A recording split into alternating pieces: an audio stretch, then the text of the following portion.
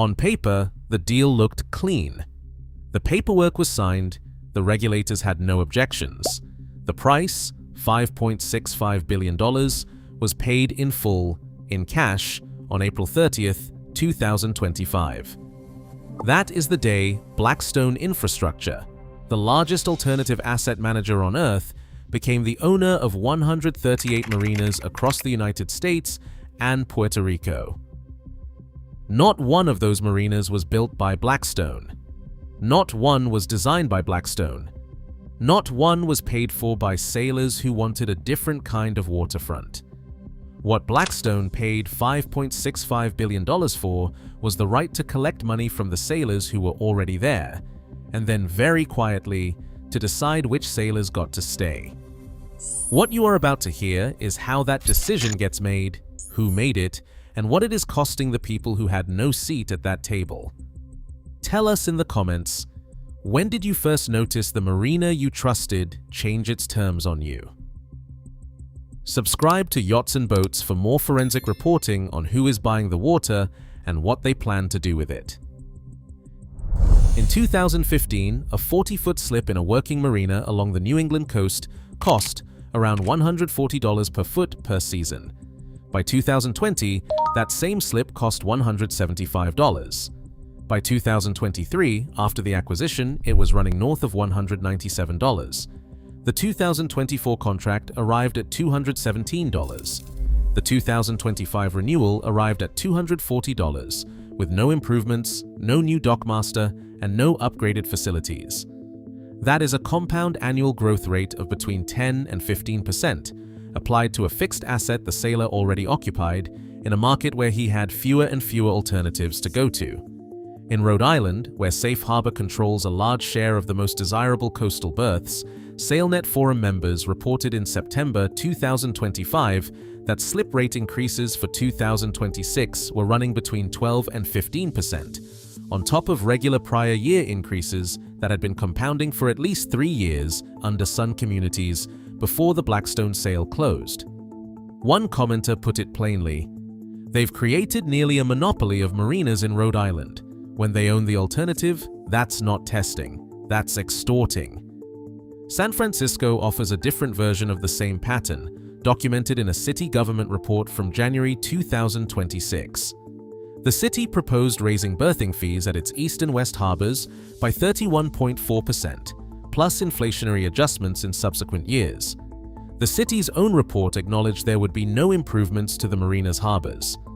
The report also noted that few tenants had left after a 20% increase in 2022 and drew the obvious conclusion.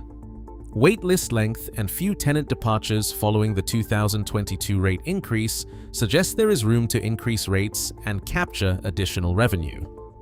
The city was treating its own sailors as a captive revenue base. A private equity firm with 138 marinas and a mandate to deliver institutional returns is making the same calculation at scale. Then there is the fuel. One documented case from the New England coast, reported in a Hull Truth thread from December 2024, described a TPG-operated fuel dock purchasing diesel in the mid-$2 range per gallon and selling it at the dock for $7.20 per gallon. A marina with a 300% fuel markup and a 15% annual slip fee increase is not a service business. It is a toll collection operation that happens to have docks attached. He is writing a check for $9,600 per season before fuel, insurance, haul-out, or a single repair. Add a standard haul-out, bottom paint, and winterization, and the number passes $15,000. Add insurance at 1.5% of hull value on a $60,000 boat, and the running total clears $16,000 before the sailor has turned a wrench. By the time he replaces the standing rigging on the schedule the rigger recommends, the annual cost of keeping that 40-foot boat in commission crosses $25,000 without strain. In 2015, the same boat in the same slip cost closer to $12,000 a year total. The boat has not changed, the water has not changed. The dock pilings are the same ones that were there before the logo on the office door changed. In one documented case from the Downeast Boat Forum, a marina in New England raised rates by 40% for the 2023 season alone, moving a mooring from $125 a foot to $175 a foot, and a slip from $185 to $255. The ownership had changed hands the previous year. The tenants were informed at the last possible moment after most had no viable alternative before the season began. That pattern, the price increase delivered after the lease window for alternatives has closed, is not an accident of timing. It is the leverage that comes from owning the only deep water berths within a radius that matters. What changed is who owns the dock. And the person who owns the dock now is not a boater. He manages $55 billion in infrastructure assets and has offices in New York, London, and Singapore. His name is Stephen Schwarzman. He is the chairman, chief executive officer, and co-founder of Blackstone, the firm that now controls the largest marina network in the United States. Schwarzman did not buy marinas because he loves sailing. He bought them because a senior managing director on his infrastructure team, a woman named Heidi Boyd, wrote a memo that said, and this is her exact language, "Key long-term thematic tailwinds, including the growth of travel and leisure, as well as population inflows into coastal cities." That phrase, thematic tailwinds, is the language of an infrastructure thesis. It is the same language used to describe toll roads, fiber optic networks, and water treatment facilities. When Blackstone calls a marina infrastructure, it is not making a metaphor.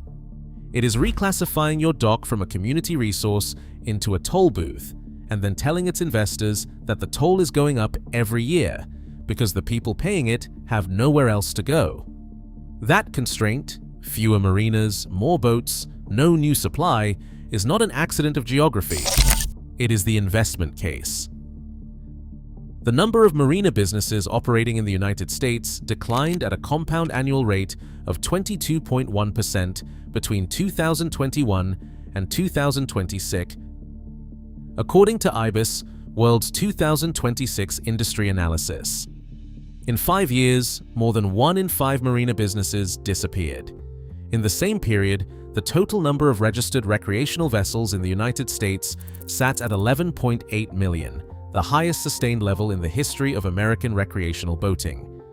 More boats, fewer places to put them. Josh Koplovich, the founder of Grove Point Marinas and a partner of Thayer Street Partners, a firm that raised $275 million specifically to aggregate independent marinas into institutional platforms, put it directly in a February 2026 interview with the Middle Market. He said, "Boating participation continues to rise across the US, even as the number of marinas gradually declines." He was not raising a concern. He was describing the thesis. The scarcity is the product, and Blackstone is not the only firm that bought it. Between April 2024 and April 2026, 3 separate private equity transactions moved more than $8 billion of capital into the United States marina sector. Each one was led by a firm you have never heard of unless you read deal memos for a living. Each one used the same language to describe the same investment. Each one arrived at the same conclusion about what to do with the sailors already there. In April 2024, Suntex Marina Investors, the largest standalone marina operator in the country at the time, announced a joint venture with Centerbridge Partners to deploy over $1.25 billion in new marina acquisitions across the United States. The joint venture closed on a revolving credit facility of up to $600 million, led by Wells Fargo, with Bank of America, Truist, BMO, and First Horizon participating. That same year, Suntex completed a merger with Almar Marinas, the largest coastal marina operator on the US West Coast, adding 8 owned locations in California and 9 more managed under third-party agreements in California and Hawaii. William Rahm, the chairman of Suntex and the global head of real estate at Centerbridge, explained the investment in a press release dated April 3, 2024. He said the marina industry had shown consistently strong fundamentals for many years, as enthusiasts have invested in more and bigger boats while the availability of high-quality marinas and boat storage remains scarce. Scarce. That word is doing a lot of work.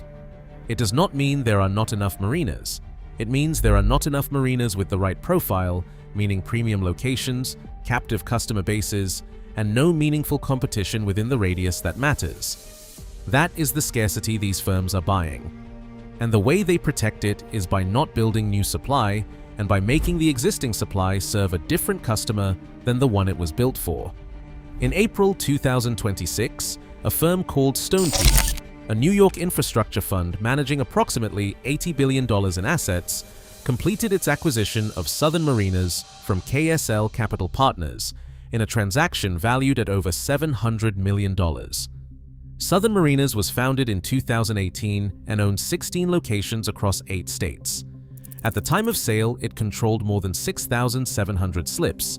KSL Capital Partners, which describes itself as a private equity firm specializing in travel and leisure enterprises, had held Southern Marinas since 2021. Kirk Adamson, a partner at KSL, described the exit this way: "We helped the company expand its footprint to 15 marinas and built a scaled, institutional quality platform." The language matters. These are not descriptions of a place where a man keeps his boat. They are descriptions of an asset class. And the sailor, in that language, is not a customer. He is the revenue line. That is the single most important sentence in this entire video, and it deserves a moment. Which detail surprises you more? That 3 separate firms moved more than $8 billion into marina acquisitions in 24 months? Or that not one of those deals required any public notice to the sailors already holding slip contracts? By the time the slip renewal letter arrived in your mailbox, the transaction had already closed. Now here is the part of this story that the deal memos do not mention.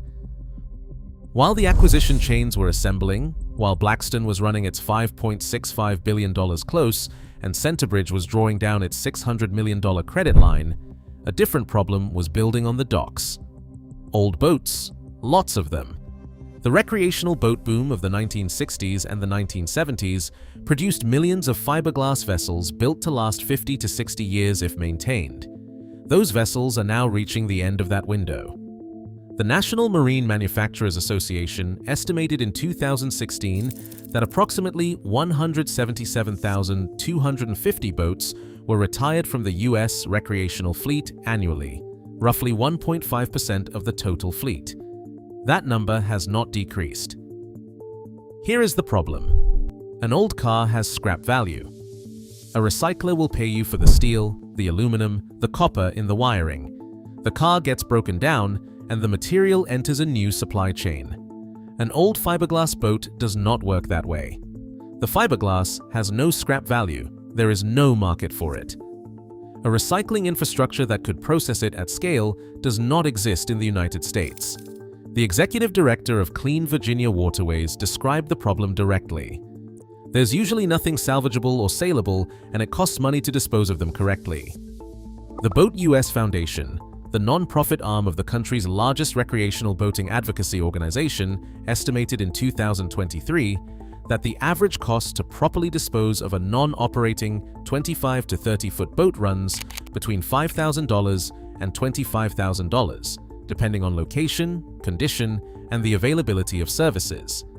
In California, where the marine environment has given rise to some of the most aggressive state environmental law in the country, marina operators report legal processing, removal, and disposal costs of $20,000 to $40,000 per derelict vessel.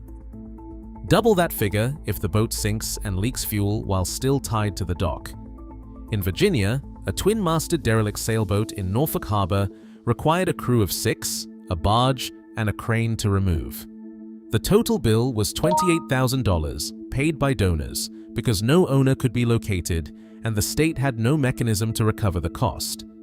In Washington state, a single vessel called the Pacific Producer cost nearly $5 million in total, remediation, demolition, moorage fees while waiting for demolition funding, and on-site security before the process was complete. It took 2 years. These are not edge cases. They are the normal arithmetic of derelict vessel disposal in a country without a fiberglass recycling market. Now consider what a marina operator faces when a sailor stops paying, or dies, or simply walks away. The Admiralty lien process, the legal mechanism by which a marina can eventually claim possession of an abandoned vessel, is governed simultaneously by federal admiralty law, state environmental statutes, and state property law. These three systems do not talk to each other cleanly. A marina in Florida must comply with Florida Statute 823.11 on derelict vessels, Florida Statute 376.15 on vessel removal, and the requirements of the Florida Fish and Wildlife Conservation Commission before touching a boat it holds a lien against. Failure to follow the lien procedures in Florida. Statute 328 exposes the marina to civil liability. Rhode Island, California, Virginia, and Washington all have parallel frameworks with their own procedural requirements and their own state agencies with jurisdiction. The result is that it is faster, cheaper, and legally safer to grind a fiberglass boat into powder than to transfer ownership of it to someone who would sail it.